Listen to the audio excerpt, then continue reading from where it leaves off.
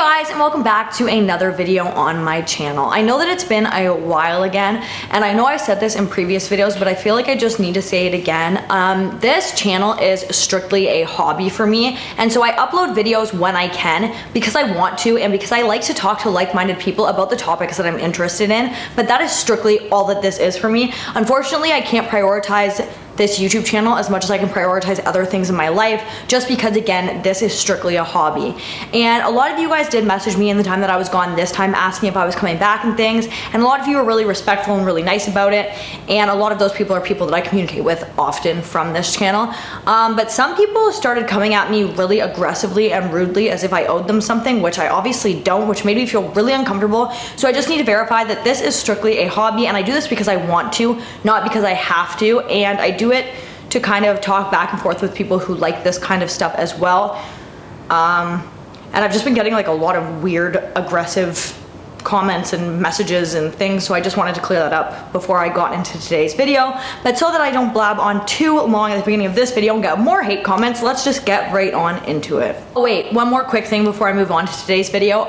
My email is currently down. It's been down for a while just because I got like spammed with like thousands and thousands and thousands of emails, so I'm currently going through those. So if you've emailed me over the past little while and I didn't respond, it's because I didn't get it.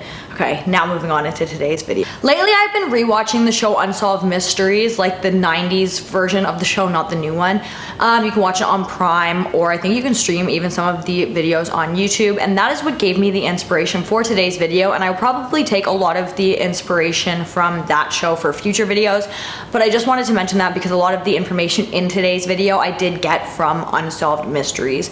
And again, you can watch this on Prime, that's where I watch it, and I think that you can stream it on YouTube, but I'm not sure. But anyways, today we're going to be talking about the St. James Hotel, which is said to be extremely haunted. The St. James Hotel is located in Cimarron, New Mexico, and was built in 1880, so it is an extremely old hotel.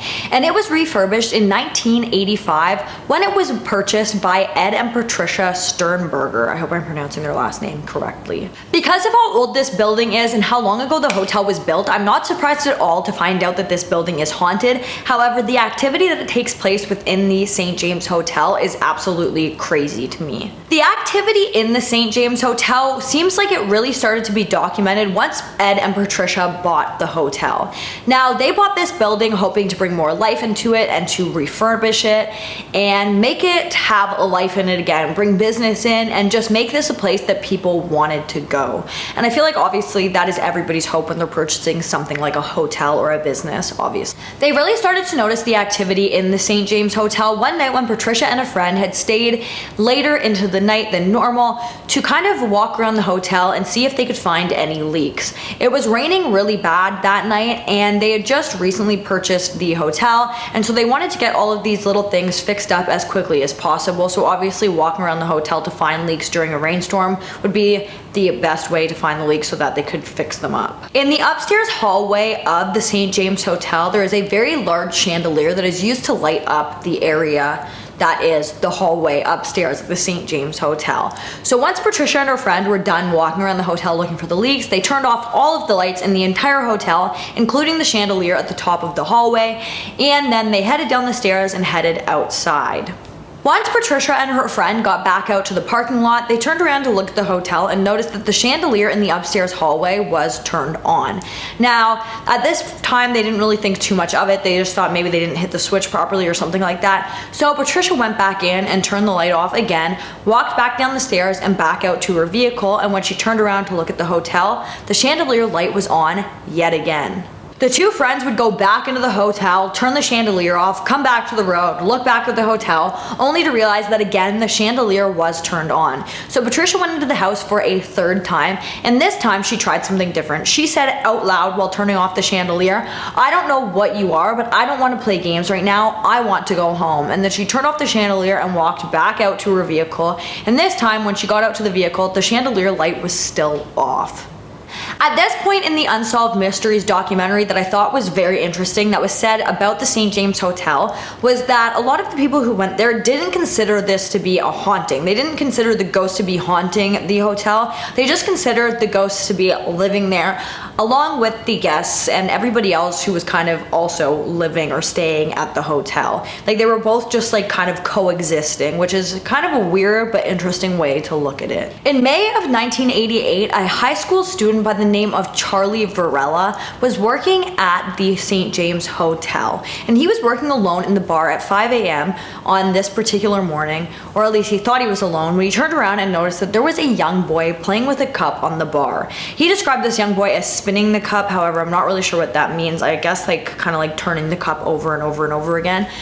And the child obviously wasn't supposed to be there. Nobody was supposed to be in the bar at this time except Charlie. Initially, like I think anybody would, Charlie thought that this little boy who was sitting on top of the bar was just a guest who had gotten away from their parents, and Charlie was going to tell this little boy that he wasn't allowed to be there at that time and he had to leave and go find his parents or go somewhere else while he waited for them.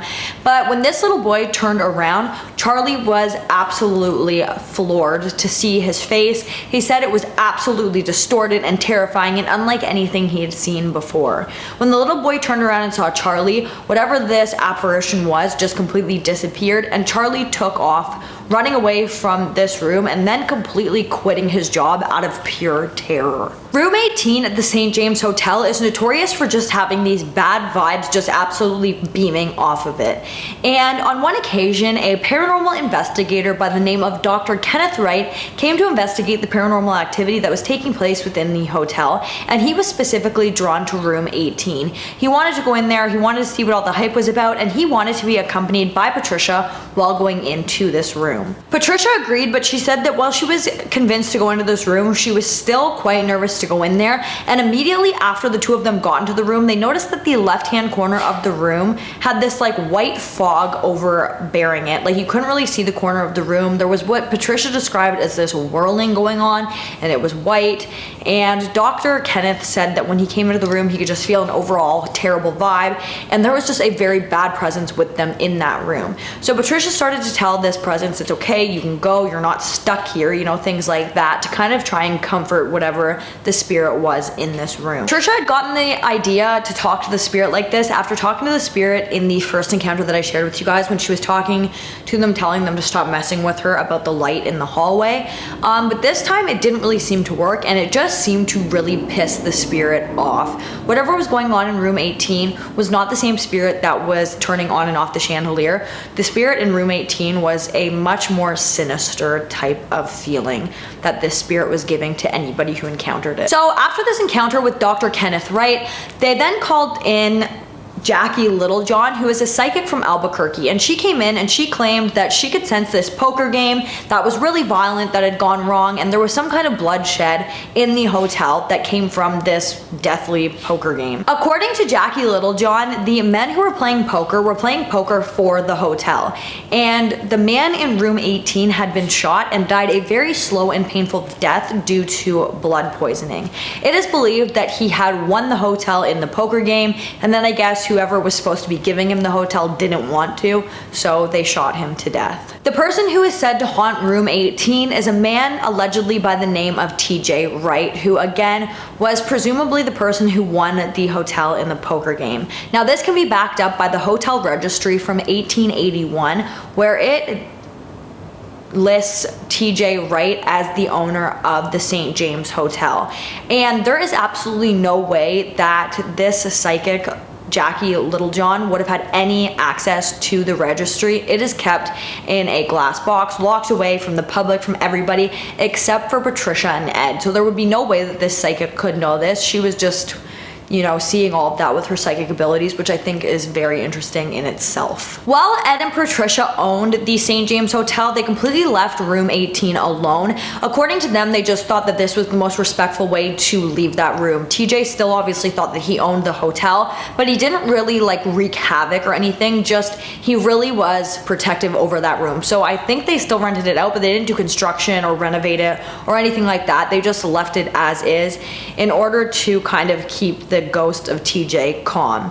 But in 2009, a company by the name of Express UU Bar Ranch purchased the St. James Hotel. Even though Ed and Patricia no longer own the St. James Hotel, it is still open for business and you can still go and stay at this hotel, which is said to be as haunted as ever. If you go and just look at the reviews of the hotel on TripAdvisor, you will find comment after comment of people just claiming to have ghostly experiences while staying in the St. James Hotel, which I think just kind of backs up all of these claims that these people have had of scary things that have happened within the walls of this hotel. But guys, that is going to bring us to the end of today's video. Sorry if this video is a little wonky. I always feel like when I'm filming again after not filming for a while, it's really hard for me to get back into it and I kind of feel uncomfortable in front of the camera, but hopefully I can get back into it and that will go away. But anyways, if you like this video, please give it a big thumbs up. Don't forget to comment down below what you'd like to see in my future videos, and don't forget to subscribe and turn on that notification bell so that you don't miss any future videos from me. Thank you so much for watching and I'll see you in the next one. Bye guys.